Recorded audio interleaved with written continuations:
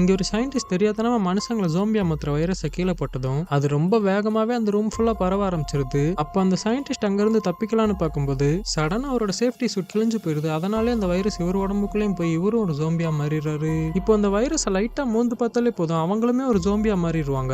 அதனாலே அங்க வேலை பார்க்கற எல்லாம் பயத்துல என்ன பண்றதுன்னு தெரியாம தெரிச்சு ஓடிக்கிட்டு இருப்பாங்க. அப்போ அந்த லேபை வேற ஒரு தீவுக்கு நடுவுல கட்டி வச்சிருப்பாங்க. அதனால இங்க இருந்து தப்பிக்கணும்னா ஹெலிகாப்டர் தான் ஒரே வழி. ஆனா அங்க இருக்கிறது ஒரே ஒரு ஹெலிகாப்டர் தான். அதுலயும் இந்த இடத்தோட பாஸ் ஏறி உட்காந்துக்கிட்டு கூட யாராச்சும் கூட்டிட்டு போனா நம்மளே போட்டு கொடுத்துருவாங்கன்னு இவர் மட்டும் தனியா அங்க இருந்து எஸ்கேப் ஆக ஆரம்பிச்சிடுறாரு.